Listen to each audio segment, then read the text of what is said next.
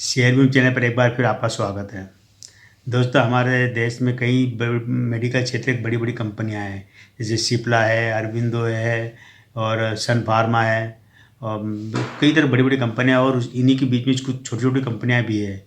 ये छोटी-छोटी कंपनियां क्या करती है कि खुद के भी नाम से भी प्रोडक्ट मार्केट में बेचती है और बड़ी-बड़ी कंपनियों के लिए फार्मूलेशन का काम करती है, उनके लिए भी मतलब रॉ मटेरियल के रूप में दवाइयाँ वगैरह देती है, पैकेजिंग वगैरह भी करती है। तो ऐसी छोटी-मोटी कंपनी हमारे देश में बहुत है। हर स्टेट में जहाँ भी औद्योगिक क्षेत्र में वहाँ पर आपको कोई न कोई कंपनी मिल जाएगी जो कि मेडिकल क्षेत्र से जुड़ी कंपनी। ये केमिकल भी बनाती है, दवाइयाँ बनाती है, पाउडर बनाती है और कुछ जो मेडिकल में वो काम आने वाले उपकरण वगैरह ये बनाती है। तो ऐसी एक कंपनी का शेयर जो मैं लेकर आया हूँ, इसका नाम है नेक्टर्स लाइफ साइंसेज़ लिमिटेड। इसकी स्थापना 1995 में की थी, संजीव गोयल ने की थी और और दिनेश दुआ इन्होंने की थी 1995 में। और उसी बाद में ये तब इसका नाम रखा था सूर्या मेडिकेयर के नाम से इस कंपनी की स्थापना की थी। अब और उसके बाद में 2005 में शेयर मार्केट में लिस्ट हुई। शेयर मार्केट में लिस्ट हुई थी जब इसकी शेयर की प्राइस रखी गई थी 200 रुपये से लेकर 240 रुपये के आसपास प्राइस रखी थी इसकी, जब ये लिस्ट हुआ था शेयर मार्केट में। लिस्ट होने के बाद में शेयर ऊपर गया और बाद में इस कंपनी ने क्या कि इस शेयर को स्प्लिट कर दिया, टुकड़े कर दिया, यानी एक शेयर के 10 शेयर कर दिए। तो 10 शेयर से अगर मल्टीप्लाई करते हैं, अगर स्प्लिट नहीं होता तो आज की तारीख में जो शेयर आपको मिल रहा है 40 रुपये जो शेयर मिल रहा है उसकी प्राइस 40 रुपये के आसपास है, वरना 400 का होता है अगर स्प्लिट नहीं होता तो। जो 40 रुपये से 400 होता है और जो लिस्टिंग प्राइस देखते हैं जो कि 240 रुपये, तो 240 रुपये से शेयर अभी मैं आपको 400 रुपये में मिला है। यानी कि थोड़ा आईपीओ में पैसा लगाने वाले इसमें प्रॉफिट में होंगे, लेकिन बाकी इस कंपनी ने अभी तक अपने निवेशकों को कोई खास मालामाल नहीं किया। ना तो शेयर ने मालामाल किया, ना मालिकों ने। मालिक भी कर्ज तले दबे है, उनकी होल्डिंग गिरवी पड़ी हुई है। इसके अलावा कंपनी में बहुत कुछ नेगेटिव है, कुछ चीज़ें अच्छी भी है। दोनों चीज़ों का हम आज चर्चा करेंगे इस वीडियो में कि कंपनी में कितने प्लस पॉइंट है, कितने माइनस पॉइंट है और क्या इस शेयर में इन्वेस्टमेंट करना चाहिए या नहीं करना चाहिए, और अगर होल्ड कर रखे शेयर तो क्या करें, प्रॉफिट बुक करना चाहिए या नहीं। सारी जानकारी आपको इस वीडियो में मिलेगी, आप वीडियो पूरा देखना। और ज़्यादा बड़ा नहीं होता तो 8-10 मिनट का वीडियो होगा, लेकिन उसमें आपको सारी जानकारी मिल जाएगी। तो आइए शुरू करते, पहले हम देखते हैं इसका डेटा। 39 रुपये के आसपास चल रही है, मतलब 39-40 रुपये के आसपास चल रही है। इसकी मार्केट कैप है इसका 876 करोड़ का मार्केट कैप है और पीई रेशियो है 142.17 का पीई है। पीई रेशियो बहुत खतरनाक है, रिस्की बनाते हैं, जरूर ध्यान रखना, इतना बड़ा पीई रेशियो होना ठीक नहीं होता है। लिस्टिंग इसकी 18 जुलाई 2005 को हुई थी और 1995 में कंपनी की स्थापना हुई थी। बुक वैल्यू इसकी है 47.70 रुपये की बुक वैल्यू है, जो कि इसको कह सकते जो आपकी जो करंट जो प्राइस चल रही है 39 रुपये के आसपास ये शेयर मिल रहा है आपको, करीब सस्ता मिल रहा है। बुक वैल्यू से आपको करीब एक गुना सस्ता मिल रहा है कह सकते हैं। ROC इसका है 5.97 का ROC है, यानी कि ठीक नहीं है, कम से कम 9-10 का होता फिर भी ठीक होता।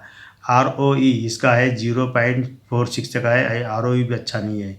सेक्टर पी इसकी 50 रुपये का है, सेक्टर पी 50.94 का। यहाँ पर मैं थोड़ा सा ठीक में ये भी थोड़ा रिस्की बना देता है इसको। फेस वैल्यू है इसकी 1 रुपये है। EPS इसका अर्निंग पर शेयर है मात्र 22 पैसे का, 0.22 और डेप्ट इक्विटी इसका 0.59 का, यानी कि कंपनी के ऊपर कर्जा करीब आधा कर्जा, मतलब कर्ज मुक्त कह सकते हैं आप, कर्जा ज़्यादा कर्जा नहीं है। इसका अगर हाई और लो हम देखेंगे तो एक दिन का जो इसका हाई रहा है 39.70 रुपये का हाई रहा है और 38.45 रुपये का लो रहा है, जो कि पिछले 2 दिन पहले की बात है। इसका 1 साल का हाई देखेंगे तो वो रहा 56.50 रुपये का और लो रहा है 21.50 रुपये का लो भी रहा है इसका। पूरे लाइफ टाइम का आप लेके जाए तो 60.90 रुपये का हाई रहा और 7.10 रुपये का इसका लो भी रहा है। कंपनी ने डिविडेंड जरूर दिया है, मात्र 5 पैसे का डिविडेंड दिया हुआ है। बोनस कंपनी ने अभी तक दिया हुआ नहीं है और 45 से अधिक देशों में निर्यात करती है। ये कैप्सूल, गोलियाँ, दवाइयाँ, पाउडर, इंजेक्शन, जो भी मेडिकल सामग्री है ना, वो सब इसकी हिमाचल और पंजाब में और मध्य प्रदेश में करीब 11 जगह इनकी मैन्युफैक्चरिंग यूनिट लगी हुई है, जहाँ से दवाओं को निर्माण करती है। ये कि वितरण भी करती है, निर्माण भी करती है, अपने नाम से भी बेचती है और दूसरी कंपनियों के लिए भी काम करती है। इसका जो IPO था उसमें इसकी 92 करोड़ रुपये का साइज था। अब यहाँ पर देखेंगे कि जो कंपनी में कुछ नेगेटिव चीज़ क्या है वो देख लेते हैं। तो ब्याज कवरेज कंपनी में का बहुत कम है। सेल्स में 9% की गिरावट आई है, खराब है सेल्स ग्रोथ, 9%, 9 साढ़े 9% की गिरावट आ चुकी है। 3 साल में आरओई में 1.29% की गिरावट आ चुकी है, ये भी ख़राब है। और प्रमोटर की सबसे बड़ी बात नेगेटिव के प्रमोटर की सारी 100% होल्डिंग गिरवी रखी हुई प्रमोटर ने। प्रमोटर के पास इसके अंदर 55.80% होल्डिंग है, लेकिन पूरी होल्डिंग गिरवी रखी हुई है। ये जरूर नेगेटिव पक्ष है, ध्यान रखना आपको। एफआईएस के पास यहाँ पर होल्डिंग है 3.24% की होल्डिंग है, ठीक है। पब्लिक के पास यहाँ पर सबसे ज़्यादा है 40.94% की होल्डिंग पब्लिक के पास है। डीआईएस की होल्डिंग यहाँ पर है नहीं, अन्य होल्डिंग मात्र 0.02% की है। तो कह सकते होल्डिंग प्रमोटर के पास अभी ठीक है, लेकिन सारे माल गिरवी पड़ा हुआ तो ये थोड़ा नेगेटिव बना देता है, बहुत बड़ा नेगेटिव बना देता है। ये जान के चलिए। सेल्स ग्रोथ इसकी 10 साल में रही है 0%, 5 साल में -10% की सेल्स ग्रोथ है।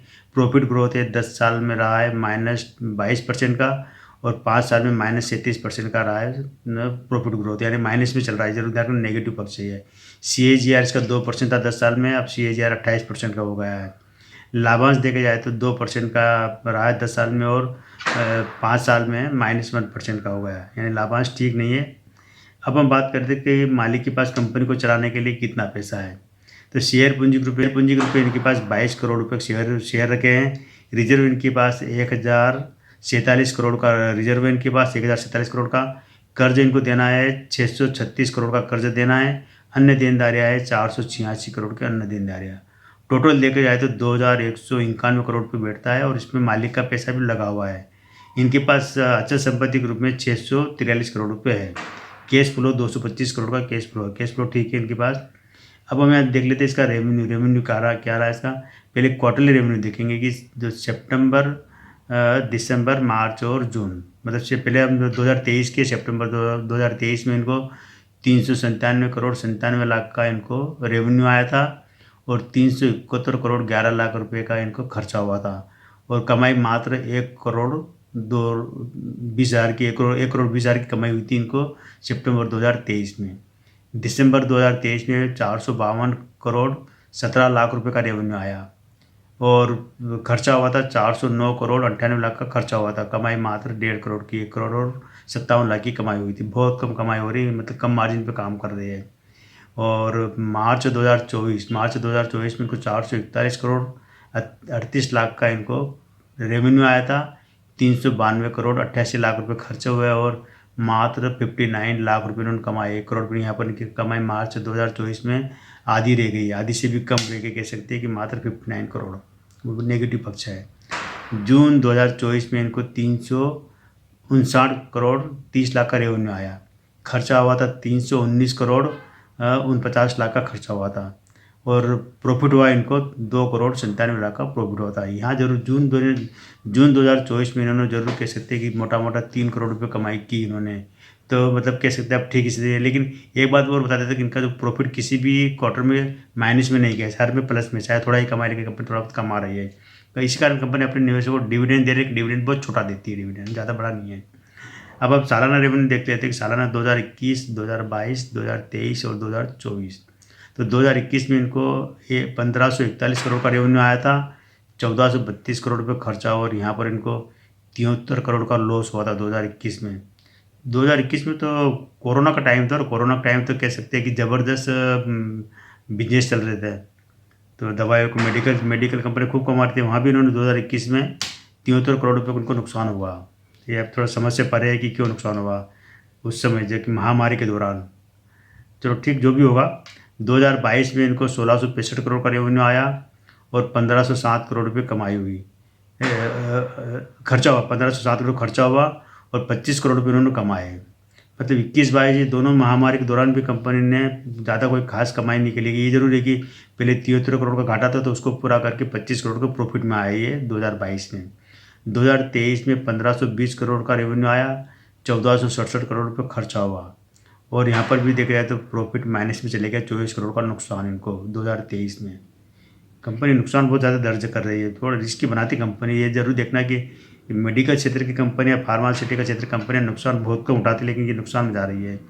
और 2024 में इनको 1682 करोड़ का रेवेन्यू आया, 1530 करोड़ रुपये खर्चा हुआ, और 5 करोड़ की कमाई हुई। मात्र 5 करोड़ रुपये कमाए इन्होंने 2024 में।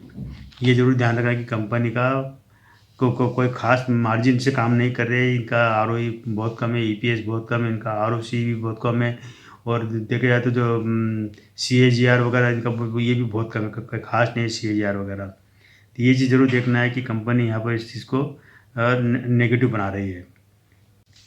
तो ये दोस्तों, ये जो नेक्टर लाइफ साइंस कंपनी है, इसकी स्थापना हुई थी 1995 में हुई थी और जो सूर्या 95 से देखा जाए तो 5 करीब 30 साल कंपनी को है। और किसी भी मेडिकल क्षेत्र की थी हमारे देश में कई बड़ी बड़ी कंपनियाँ हैं और उसके बीच में अगर मात्र 30 साल में कंपनी ने जो तरक्की की है, जो बिजनेस फैलाया है, दुनिया के 40 देशों तक बिजनेस फैलाया हुआ है। इसी कारण देखा था इनका बिजनेस की कमाई जो पहले नुकसान होता थोड़ा बहुत प्रॉफिट में आने लगे हैं। लेकिन ये ज़रूरी है कि नेगेटिव वजह से कंपनी अपने निवेशकों को दे नहीं रही है, ना डिविडेंड दे रही है, ना कुछ नहीं दे रही है। बोनस भी कंपनी ने दिया हुआ नहीं। शेयर स्प्लिट जरूर हुआ है तो उसका तो कोई फ़ायदा होता नहीं शेयर स्प्लिट होने का। लेकिन ये ज़रूर है कि जिसने भी आईपीओ में पैसा लगाया होगा जो कि 220 से 250 रुपये के आसपास रहा था इसका आईपीओ प्राइस, तो वहाँ से लोगों ने कमाया होगा। जो कि आईपीओ में जिसने पैसा लगाया होगा उसका शेयर अब कैसे 400 रुपये बन गई। जिससे 200-250 रुपये लगाए उसे 400 रुपये बन चुके आज की तारीख में। लेकिन फिर भी कह सकते हैं कि कोई खास ज़्यादा आगे नहीं बढ़ा। 2005 से लेकर 9 साल में अगर 400 रुपये तक गया 250 रुपये का शेयर तो कोई बड़ी बात नहीं है। मतलब निवेशकों को किसी तरह फ़ायदा नहीं मिल रहा, ना तो शेयर में इन्वेस्ट करके फ़ायदा मिल रहा है, नहीं इसको होल्ड करके भी कोई डिविडेंड बोनस वगैरह कुछ भी नहीं दे रही कंपनी। कंपनी दे भी कहाँ से? कंपनी की पूरी 100% तो होल्डिंग गिरवी रखी हुई है। गिरवी रखने का मतलब ये होता है कि कंपनी को जो जो भी कमाई आ रही है वो सारी ब्याज में जा रही है। क्योंकि जब गिरवी रखते हैं किसी जगह पर अपने शेयर या होल्डिंग या संपत्ति, तो जो भी पैसा उठाते हैं उसके पहले कम से कम मूलधन नहीं तो ब्याज चुकाना ही पड़ता है। तो ब्याज का मतलब कह सकते हैं कि बहुत भारी भरकम इनका पैसा उसमें जा रहा था, अपने निवेश को कुछ भी नहीं दे पा रही है। हालांकि ये ज़रूर है कि इस क्षेत्र की कई और कंपनियां मिल जाएगी है, लेकिन ये कंपनी का काम अच्छा है। अगर लॉन्ग टाइम के लिए इन्वेस्टमेंट करते हैं, 5 साल 10 साल के लिए इन्वेस्टमेंट करना चाहते हैं तो इसी कंपनी में कर सकते हैं। कम तो पैसा जाएगा तो नहीं, लेकिन थोड़ा सोच समझ के करना चाहिए। मैं इस कंपनी को इतना अच्छा नहीं मानता हूँ। 10 में से हम इसको मात्र 6 नंबर देंगे, 6 भी। तो ये दोस्तों, नेक्टर लाइफ साइंस कंपनी का नाम है। शेयर की प्राइस अभी 40 रुपये के आसपास चल रही है। आज केवल इतना ही दोस्तों, कल फिर मिलते हैं मैं एक नए वीडियो के साथ, नई जानकारी के साथ। तब तक मेरे चैनल पर बने रहिए, शेयर कीजिए, सब्सक्राइब कीजिए।